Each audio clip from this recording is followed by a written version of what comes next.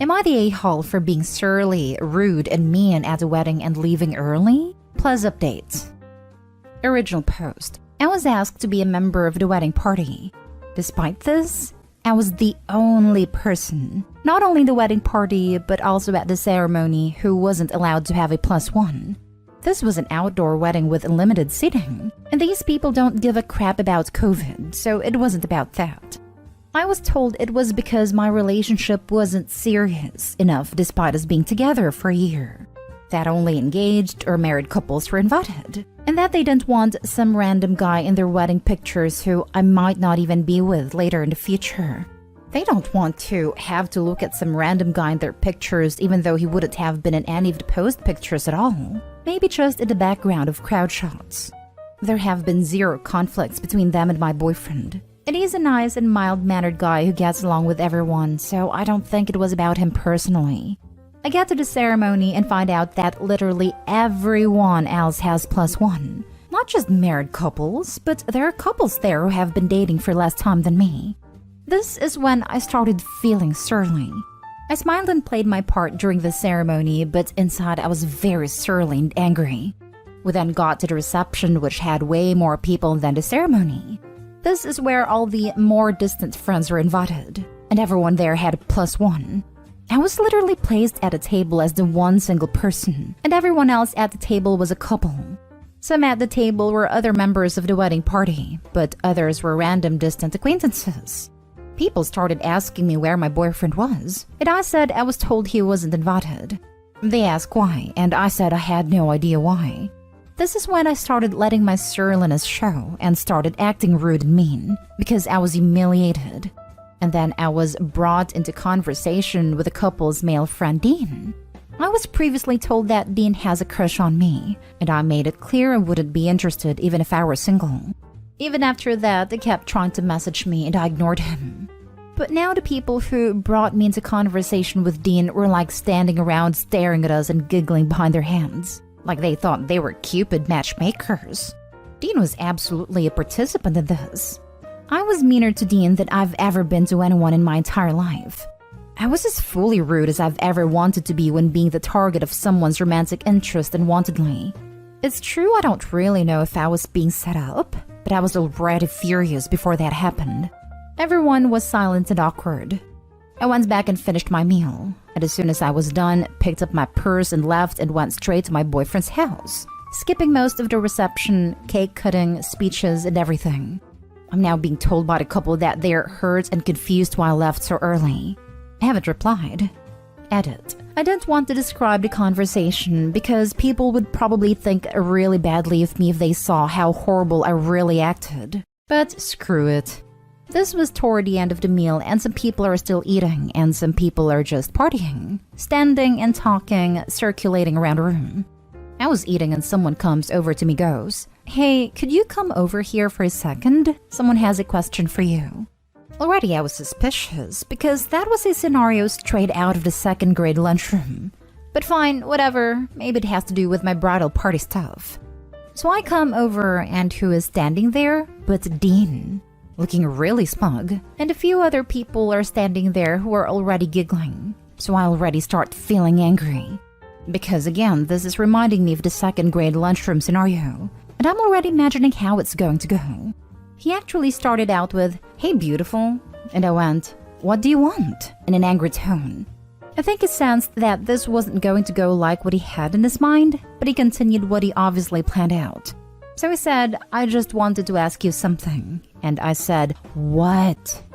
He went, "There is something wrong with my phone. Can you help me fix it?" I said, "I don't know anything about phones. Sorry, can't help you," and turned around to go back. And he went, No. What's wrong with my phone is that it doesn't have your number in it." And I just went off, because I already made it clear I was not into whatever this was, and I already turned to leave. But he interrupted me leaving and kept going despite it all. I was furious because I was already angry, plus he wasn't paying attention to how I felt or caring about it. So I felt like he deserved what I was going to give to him. I raised my voice and said, "Dean, F off and leave me alone. No, you can't have my freaking number. No, I don't want to go out with you. I don't want to talk to you. I'm not attracted to you. I don't want anything to do with you. You are not interesting or attractive to me at all. I want you to leave me the heck alone. He was looking down during all of this and not at me. And I said, I want you to look at me and agree you're going to leave me alone from now on. Yes or no?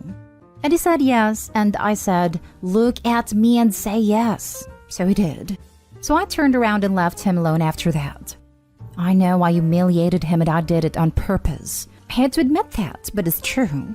Even though I raised my voice, it was loud in the room, so only the people standing nearby and one unrelated table nearby heard it. Now for the top comments before reading the little update. Wow. There are layers to this like a freaking parfait made entirely of dog crap in different stages of decomposition, and it just kept getting worse. From the title, I thought you were the a-hole. Then it was like, okay, maybe it's everyone sucks here. Then it got to not the a-hole and kept on trucking into how the newlyweds and Dean are huge a-holes. It just kept on going. Honestly, you are absolutely not the a-hole, and in fact should be commended and not engaging in some fully warranted a-hole behavior of your own. Because I absolutely do not consider rudely rejecting Dean's advances to be a-hole behavior when he is complicit in his setup attempt from hell. I think at the very least you would have been completely justified in not only leaving early, but taking your wedding gift with you because these people are not your friends. I'm still so angry about the entire thing. I wish I had told them to go screw themselves the minute they called my boyfriend some guy I might not even be with in the future. My relationship is one of the most important things in my life, and my boyfriend is precious to me. You need to cut them out immediately. They have already proven they don't care about your feelings by ignoring the fact you previously said you do not want to date this dude. If he contacts you again, get a restraining order because this is some next level diabolical manipulation. And I GTFO this environment ASAP. Which I would find absolutely hilarious, considering they don't want some random guy in their photos when they look at them later in life, but now have to look back at photos with some random girl they're not friends with anymore. LMAO. Not stay home. If you were seriously singled out like that as the only major exception by someone, either the wedding couple or anyone in the wedding party, I probably would have been more angry. Honestly, I was the most mad about how they disrespected my boyfriend in the relationship, calling him some random guy and saying I might not be with him in the future. Like, what the heck kind of way is that to talk about my relationship that's extremely important to me? Not stay home. You were treated blatantly and fairly, and it appears that there was an ulterior motive. You'd be justified if you want no contact with everybody involved in this fiasco. Now for the update. Alright, after making this post, I emailed them back, and I started small just to see what they would say. All I said to start it off was, I was uncomfortable because I was the only one without a +1 after being told nobody but engaged or married couples would have them. Multiple people at the reception started repeatedly asking me where my boyfriend was, and I was getting more and more humiliated, especially since I was seated with 2 colleagues and their Tinder boyfriends. It was humiliating to be the only one singled out, and I was extremely upset. Here's the reply I quickly got, which just meant no +1s for the ceremony. It was perfectly fine for you to bring your boyfriend to the reception, and that's what we assumed you were going to do. That's what we always planned for. The reception being much larger and looser. We never heard from you about bringing your boyfriend to the reception, so we didn't plan for it, but it always would have been fine. This reply is some BS. That was never, ever said to me at all or presented as an option. I would have actually been fine with that as a compromise. Yes, this is a toilet paper answer. She's just trying to cover her butt. Was there an empty seat next to you? Nope.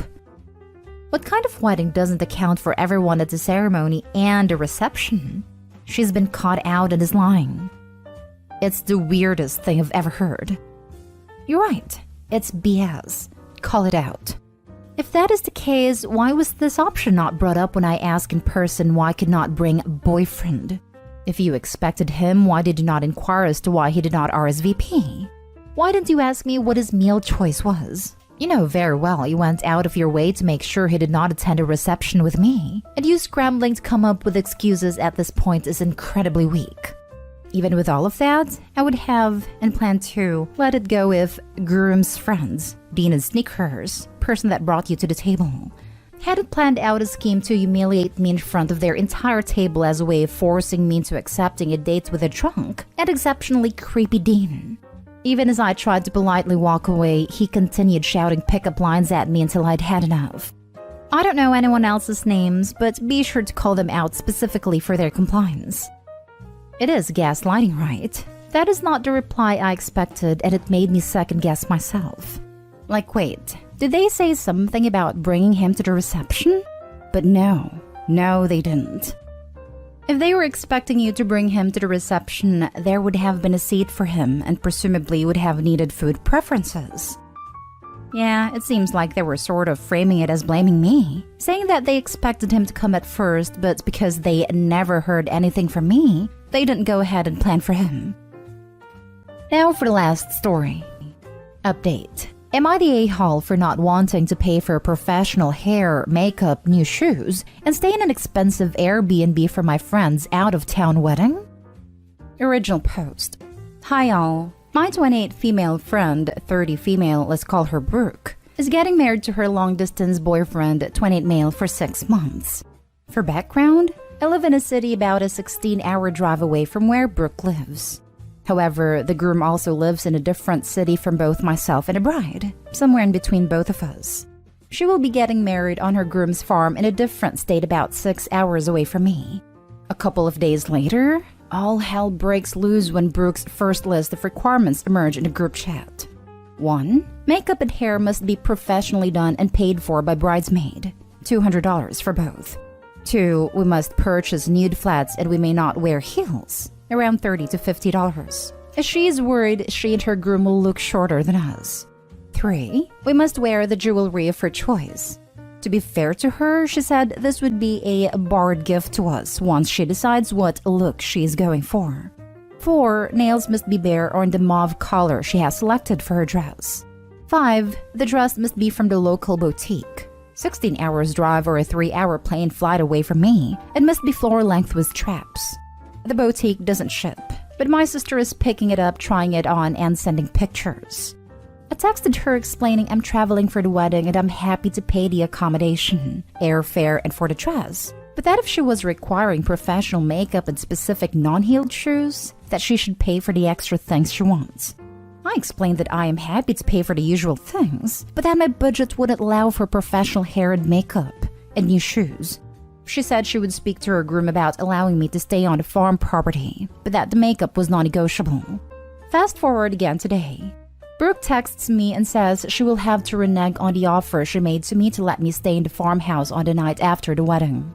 She reserved an Airbnb in the city, $200 a night, for the wedding party. However, she says she will only be paying for the night prior to the wedding. Brooke tells me that she thinks I should stay in the Airbnb she booked, since there is a 2-night minimum and she would like the money back. I politely declined and said I would try to find accommodations in the city for the night after the wedding, since there are some reasonable places to stay. I asked if there would be anyone to transport me back to the city since no cabs or public transportation will go there. Brooke says she will not arrange transportation for me unless I stay in the $200 Airbnb and pay her back for the cost of it. She said I may bring a tent or have to figure it out myself. I'm more than willing to pay for the dress, transportation, etc. The cost of being in her wedding right now is $1,256, including all travel expenses, dress, and extras she's asked for. Am I the a-hole? Now for the top comments before reading the update. Not the a-hole. Are you absolutely sure even going is worth it? I'm leaning really hard towards noping right out of this whole bizarre event. Not the a-hole. And all of this for a 6-month-old relationship. Brides have some of the most extreme cases of delusion/entitlement I've ever seen. Long distance at that. Not the a-hole. As someone planning a wedding myself, I would never demand my bridesmaid spend this much on something this specific. She should be footing that bill. I wouldn't bother going to a wedding where I'd have to spend $1,300 just for the wedding. I asked my girls to buy a navy dress on Amazon for $35 and show up. They looked beautiful, and I was giving them gifts. I don't understand the entitlement. I hope Opie knows she's not the a-hole, and I hope she doesn't waste her time and money to fulfill her friend's Instagram photo wishes. This is super considerate. I know the dress and looking presentable is part of it, so that makes sense to me. But it seems so focused on what I look like and how much I'm spending, and not at all in just being there to support her for her big day and having a good time. I do want to see her get married, but it seems like she wants me there for the Insta and that sweet, sweet purple aesthetic. Not stay home. You can't afford what you can afford and have been very upfront. Off topic, but long-distance fiancé of 6 months and groom's farm? Please let this be an example of people who met on farmersonly.com. Haha, I wish. They did meet online, but not Farmers Only. Let's just say this may be a scene out of Deliverance. To bring your own bottle and cake will only be served to the groom and bride since it's too expensive. And now for the update. Hi again. Since one user said they would summon an internet ghost to hunt me if I was a bridesmaid in this wedding, here's an unsolicited update. After taking a day or two to think it through, I texted my friend and explained to her the following. Summarized. I think she's a great friend and we have a lot of great memories together. I was excited to make a new one on her big day. That being said, I couldn't afford the expenses she required, such as professional hair, makeup, specific shoes, and it chose an Airbnb. I explained that the $200 it would cost to attend is over my budget, and I simply could not afford the things she is asking for.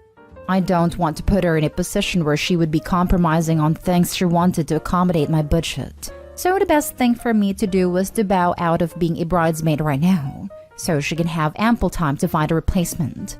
I also explained that I had some concerns with how I was going to get off the farm after the night of the wedding, since she said she would only offer transport if I stayed in the shared $200 Airbnb. She was unsure who else would be staying there. I said I have to be in court for a trial 2 days after the wedding, and while I'm usually very flexible, I couldn't leave that part to chance since my career is important to me. Brooke responded with the following, summarized. She has been very busy planning her move, doing report cards, she's a teacher, and planning the wedding. She felt that since I'm a lawyer, I should be able to afford everything she's asking for. For reference, I'm a very new government lawyer and have massive student debt. And says she deserves a bridesmaid who will meet her expectations and be able to support her. I am not sure how to respond to her, or if I will, but I do think I dodged a bullet. Or at least a trip to Crazy Town. Thank you so much to all of you who convinced me to not attend this disaster. You have saved me $1,200 and 6 months of horror.